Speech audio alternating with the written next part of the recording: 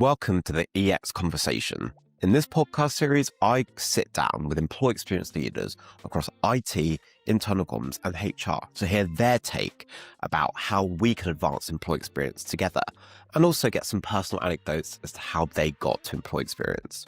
In our first episode, I wanted to take a peek behind the curtains to hear how Unily's own Chief People Officer, Jenny Shiers, is shaping employee experience for a company that lives and breathes it. We hear about her background from employment law to step change to people and culture. And we also hear how her view is that alignment is more important than engagement and motivation. Let's get into it. Hi, Jenny. Hi, Kaz. Hey. So I want to jump straight in. Let's start right at the beginning. Not the very, very beginning, but I want to hear about how you got into the Chief People Officer role at Unily. I feel like no child ever wakes up and says, do you know what? I want to be a Chief People Officer. So tell me a little bit about your background and how you got to your current role. Sure. Well, I actually started out life as an employment lawyer.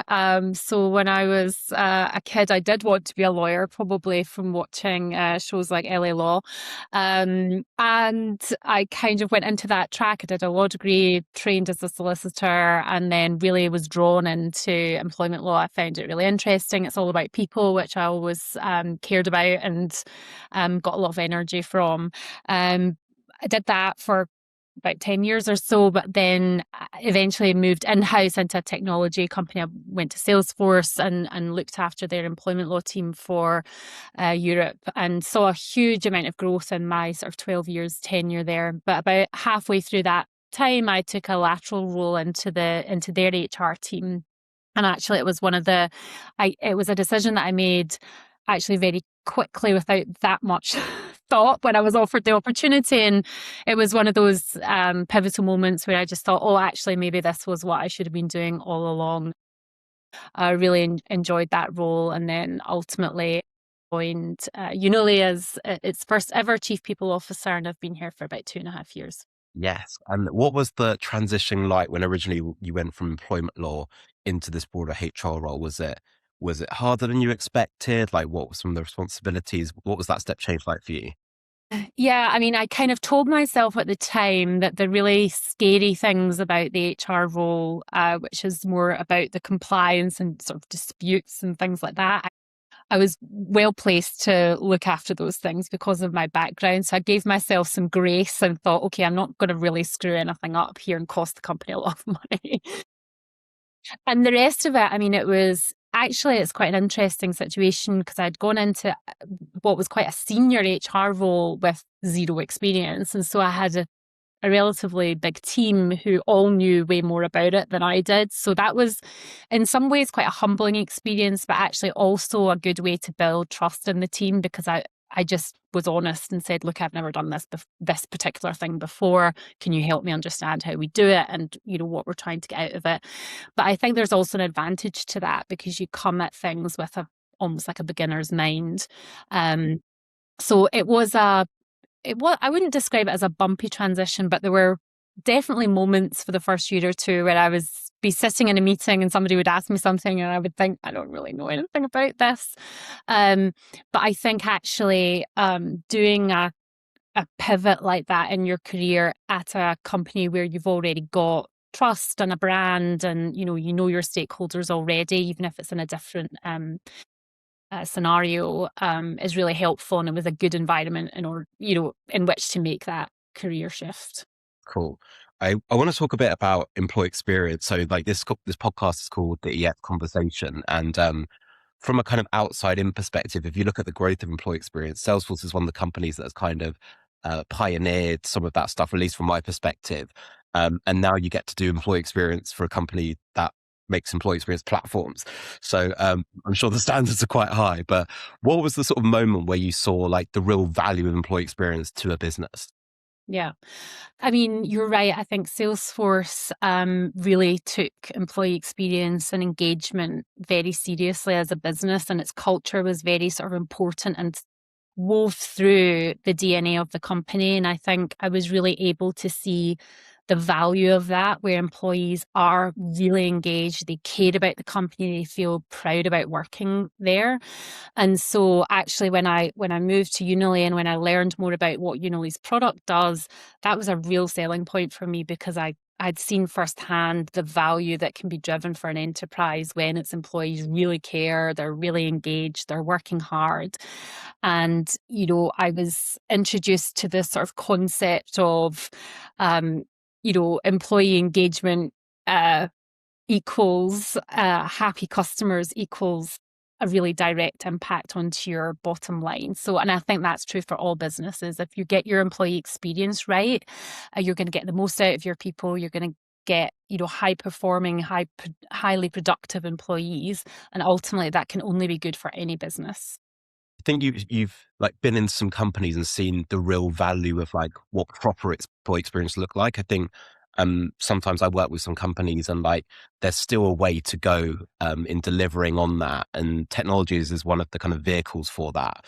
Um, Obviously, you're chief people officer at Unily now. I didn't plan to ask you this, but is it really difficult to deliver that sort of role for a company like Unily, where there are lots of opinions, including from people like me, that ping you ad hoc, being like, "Oh, have you thought about doing this?" Is it a higher standard? Is it hard? Do you enjoy it? What's it like? Well, I think actually it's, in my role, pretty useful, because I'm definitely pushing on an open door when I talk to leadership or, our investors about the importance of employee experience. So that's actually a win for me, and I think that's really important. Um, when I what I think is really important is getting to the bottom of the fact that employee experience isn't really about, it's not, I think a lot of people can think about it as perks, like how you're doing, what are you sort of ads, what are you sprinkling in over the top? But I think it's important for companies really to think about employee engagement almost as a systems issue that they really need to get right. So you're driving it through everything that the company does. Um, and I think if you can get that right, and it's kind of the hard thing about it is it can be intangible. It's hard to measure. It's hard to figure out if you're doing the right things. And so sometimes you just have to keep iterating until you feel as if, okay, we've got it right for this company now. Nice, love that. And um, where do you think is the kind of biggest opportunity for employee experience leaders? So people watching this, whether they're HR leaders, communication leaders, will have some IT digital workplace leaders, those people that are trying to push forward the employee experience, often very good intentioned. But Yeah. where do you think the kind of biggest opportunity for them is? I think there's a real value in EX leaders, whether they sit in a communications team or they sit in an HR team, in really getting comfortable with what I would call business fluency. So being able to talk the language of leadership, because if you can do that and you can show how what you're doing is contributing to that, then I think it makes you more relevant and it makes the issue much more important. So some pretty basic business acumen and skills, and being able to talk in terms of revenue growth or mitigation of risks can really, really help, because it kind of grounds what you're saying in something which is very tangible to the business. And I think that can be a miss sometimes in the EX world, because we start talking in much more fluid terms about things which are hard to define and which are hard to translate into real business value. Mhm. And on the topic of business value, one thing that I think you've implemented that I think has been really cool has been looking at how you improve kind of employee alignment in like a fast moving business era. Yeah. Um, for example, like how do I see what I do day to day connects to my manager and then to the CEO and then to the business. Hopefully I know now. But like what have you found to be really useful in this kind of alignment area, especially where business objectives tend to change every six, Yeah. 12 months now? I think you've hit the nail on the head. This is one of the most important things that businesses can do, is helping employees figure out how their role contributes to the overall business objectives. And actually, sometimes, And it doesn't really have to be in just huge organizations, but in any organization, if you're in a particular function and you're potentially, relatively junior down the ranks, it can be difficult for employees to really figure out how they play into that. And so in multiple roles over the years, I've worked on really, first of all, helping leadership articulate what is the strategy and how, what are we going after this year or in the next 3 years, and being able to be very open about that and crisp about that in a way that employees can relate to. But then, for example, at Unily, we've implemented our compass process. So essentially, at the CEO level, we produce a compass, which is our direction for the year ahead. So it includes what our objectives are, how we're going to go about achieving those, how we'll know, what our measurements of success are, how we'll know when we've done it. And actually then cascading that through the organization by asking every level below the CEO to complete the same exercise. And actually what that gives you at the end, when everybody has completed that, is a direct line of sight from my, junior admin position. I can go up one level and look at my manager, their manager, and all the way up to leadership and really see that thread of connection. And I think when you allow employees to see that openly and feel connected in that way, that is, an absolutely fantastic basis of driving really, really high employee engagement and employee experience. I had to say, from my perspective, it's probably been one of the most useful things for me to be able to join those dots. And I do actually, when they go live on Polaris, which is our Unity platform, I do actually like go up the ranks and be like, oh, okay, Yeah. this is it's quite cool to see. And in terms of collaboration, another thing that, because we do publish them on, everyone publishes their compass on Polaris, so they can see anyone's in the business, including the CEOs and the C-suite. But if you're working with someone for the first time, it's so useful just to have a quick look at their compass and figure out, okay, let's see where our priorities are actually really aligned and crossing over, because that's going to help in this project that I'm going to work with on this, with this person. But equally, where might they diverge? And so, what could some of the blockers be here that we can then be very open about trying to work through? And if you're able to do that as an employee, I think it's really valuable and just makes you feel more connected to the rest of the business. That's so true. And I think it does link to communication as well, because I actually had we have a lot of like cross-functional like growth initiatives and lots of cross-functional meetings that are happening in uni at the moment. And that's actually something I did, was to try and work out like where the alignment in KPIs were. So like if there's something that's required from a cross-functional perspective, I can frame the conversation as to, okay, like this is how this contributes to your goals. And so we're then more aligned cross-functionally, even though we're in kind of different towers. Um, it's like Exactly. quite a useful thing Yeah. to do. So useful, so useful. And, it's, we've been doing it for a couple of years now. And I think every year the process gets better. People are comfortable with it and the results get better in terms of the articulation of what people are going after in the year. And actually that's one of the key things that, we could all do, and people managers can do, is just be really clear about what are the expectations. Because, you know, employees can't be successful and productive if you're not clear about what you need them to do that year. Okay, so we've spoken about alignment and we've spoken about kind of the value of engagement. Something that I've heard a lot over the last 12 months has been this idea of enablement. I feel like lots of businesses are rolling out lots of different technology. There are bigger business strategy changes. How are we? And that ultimately there are more needs on employees to be enabled on lots of different tools, technologies, processes, etc. How are we thinking Mm. about that? That's a great question, and I haven't got all the answers. I I haven't didn't got actually all the plan to answers ask you. to it. I've gone so off script, by the way. But like, as you're answering things, I'm like, oh, I want to ask about this. No, that's fine. I think a really pertinent example of that right now is thinking about how we're enabling our employees around AI. And of course, everybody knows AI is important, and everybody knows we have to all get to grips with it. But one of the big challenges is, first of all, it's hard to know where employees are at the moment. So I think in any organization, there's a huge curve of comfort and capability in relation to using AI tooling. So I think one of the key things that any business can do right now is kind of figure out what the baseline is and meet people where they are. Because I think it's only natural apart from anything else, with the speed at which some of the technology and tools are developing, that you can't expect everyone to be hot on exactly whichever tool it is you choose at that moment to implement. So I think meeting people where they are, and then, enablement has to strike the right balance between giving people the opportunity to develop in their role and feel as if you're investing in them. Another great lever to pull in the EX space is, this company cares about me, cares about my development, wants to see me progress. But then you also have to think about how do employees actually balance upskilling with what they have to do day to day. So you have to be in a position to make learning available to them in a way which suits them. So you'll have always some fundamental learning or training or an enablement that you need people to engage in at a particular time in a particular format.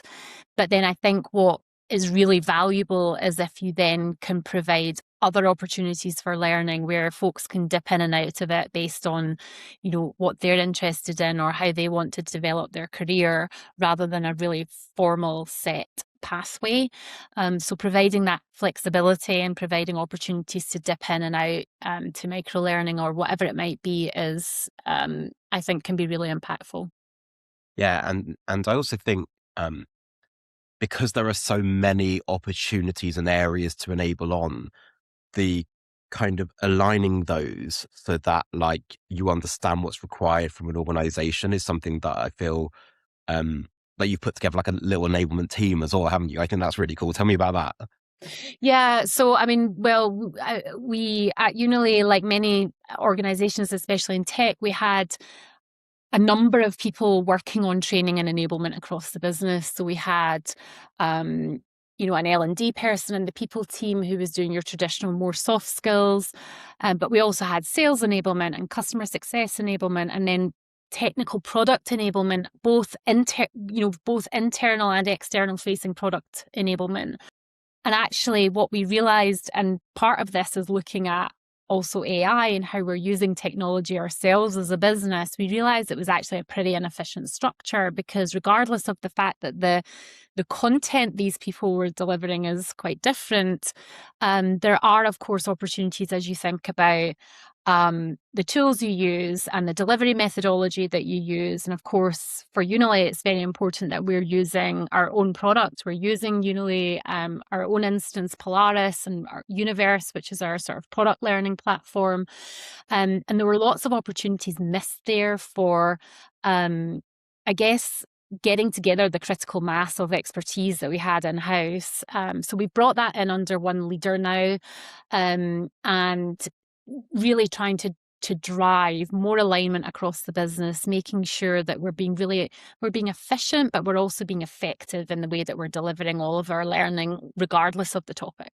Yeah, I think it's really great to see as well, because I think where lots of businesses either have grown or the tech and enablement needs have grown, it requires that more sort of like holistic thinking to work out like, will this reach them at the right time for them to be able to take that information on board and make that behavior change? And I think it's a really cool move. So yeah. Yeah, well, I mean, if the early signs are looking good, so we'll see how the next few months go. But it's No pressure. Yeah. so far, so good. Yeah. Okay, cool. Want to kind of take a bit of a pivot and have a bit more lighthearted conversation, Oh, talk about some hot takes in the industry. okay. I want to start with some like quick fire questions for Okay. you. And the first one is power nap or power through? Power through. I can't get back up if I try and have a nap. I have a nap at the weekend, but not my. I don't go at lunchtime and close my eyes for 10 minutes because I'd be there Yeah, 2 hours later. Power through, 100%. I feel you. I've always wanted to be a nap person, but I feel like I just can't get into the right mindset after. No, no, no. Gut instinct or data driven? Oh, that is a really good question. And I think I would say it's cheating to say a bit of both. I'd say earlier in my career, I was much more, even though I was a lawyer, much more gut instinct. And actually, I've had to sort of as I become more senior, hold myself back a little bit and think, and I actually still really trust my gut, and I often trust other people's gut too. I think that's important if you've got the right people around you. But you also have to become, I think, I've had to become a bit more measured. And so I do often make a preliminary view on something, but then I'll ask the data to back Yeah. it up. I'm sorry, that's a cheat answer, but No, that's no, actually, that was a really good answer, because I think it is sometimes it's also about communicating upwards, right, and understanding that like they'll need the data in order to justify certain decisions, that's etc. it. That's it, 100%. And actually, also for yourself later, you make people make a lot of decisions every day, and sometimes it's useful to go back and go, why did I decide to do it like that? Oh, right, that's it. That's right. Okay, I've got Yeah, this you information can't to just back go it up. around shooting from the hip like yes, Yeah, no, yeah. I mean, sometimes you still got to do that, and that's yeah, okay. But yeah. you can't do it all the time. Instant message or email. Message, Oh yeah, me too. 100%. And in office or homework. I feel Oh, like you're gonna have to give some sort of political answer here because you're a chief people. well, if I had to choose one to do for the rest of my career, I would probably choose office. Oh, nice. I really enjoy, I'm at home today. I love working at home some of the time. But actually, after the end of COVID, I was so happy to get back to the office because I miss people. And I just, it's nice to see other people. It's nice to go out and buy something different for lunch. So if I had to do one or the other, I would do office, but I'm hybrid all the way. Nice. I love it.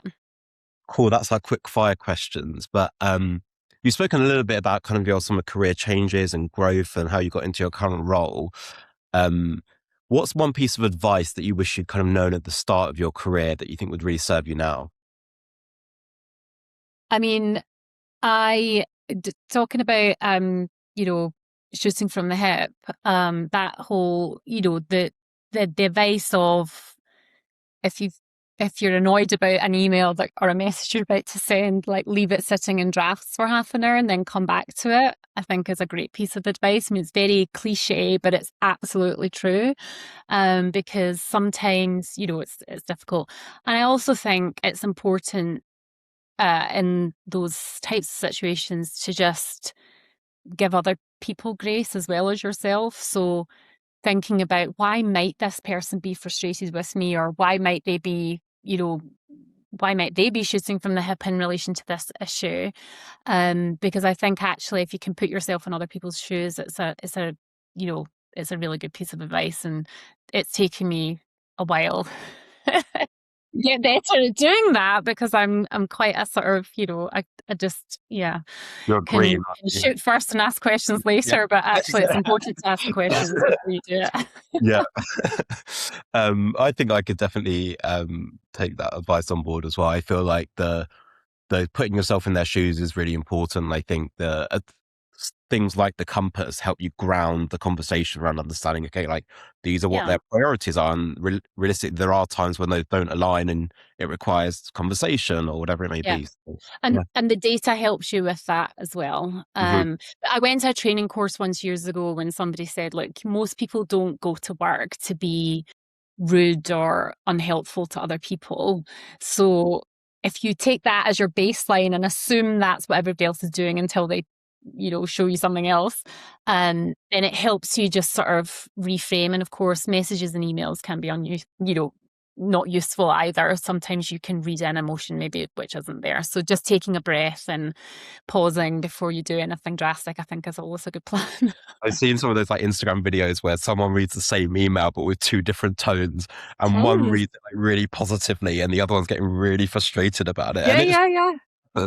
Well, and it's sometimes just to do with your state of mind at the right. point when you receive the message, right? Yeah. And my final question for you is, do you remember that show like Room 101 that we had in the UK, which was like you take like a concept and like put it in the bin? Yeah. So this is kind of like EX Room 101. What's like one common No, idea from the workplace that you'd like to put in the trash? an idea from the workplace I'd like to. Yeah, like a concept or an idea, or it could be a physical thing. It could be, yeah. You can take a second to think about though. Um, that's another really tricky question. But one of the things that I don't think always serves companies well can be the employee survey. So it's controversial, and I run an employee survey twice a year. But I think what I've seen in the past, and actually still something that we are grappling with, is first of all, you do it once or twice a year. Is that really giving you enough information? Should we switch to more little and often of a model? I think the critical thing is you get the information and then nobody really knows what to do with it, which is a challenge as well. And I think making sure that leaders and managers of teams feel responsibility for owning their own results, discussing it with their team, and then maybe picking the one or two things they're going to do differently, because you can't change it all. And then the last thing that frustrates me about them is when something is looking as if it needs work, there's always a drive to, next survey, we'll improve this by 10 percentage points. And in my experience, these scores go up 1 or 2 percentage points either way, each, survey on survey. So you really have to think about trend over time rather than, switching something around. But yeah, in a survey, it's not something that I've ever quite got. I think it's hard to get it really right. Yeah, I think people have been having that conversation though, and I think having this sort of conversation forces people to look at like what other ways can we actually get insight and act on it, because sometimes it's like you have the insight but can't act on it, or sometimes you've got the will to act on it but you don't have the data, and so it's not accurate, or and sometimes you find too that the people that engage with the survey are either the really happy people or the really unhappy people, and actually you need to hear more from that middle group. But who knows? But I mean, it's anonymous obviously, so that's the other challenge. You can't always make those differentiations. Actually speaking to my uncle who works for like a bigger tech company with a big Japanese presence, and he was saying that they had these really ambitious goals around improving employee engagement, but culturally a large number of their employees are in Japan who never really put the scale above 7. So they were always pedaling towards something they never would have been able to reach, because like culturally they don't like to put things as like a 9 or a 10.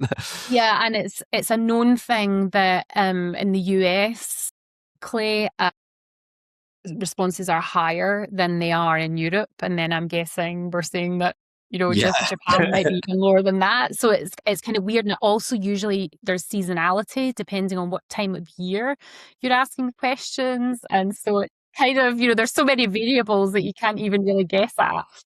Okay, thank you, Jenny. Love that chat. Thank you so much. We do have a tradition where we basically ask a question for the next guest from you. Okay.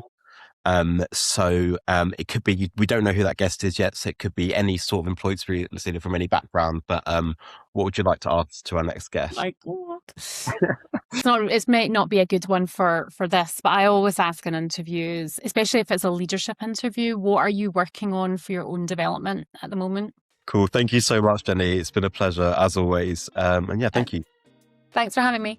If you enjoyed the episode, then remember to click to subscribe, because there's much more where that came from. And let us know in the comments which bits you've enjoyed and found super insightful. Also, if you would like to be part of the EX conversation and feature on the podcast, then please get in touch.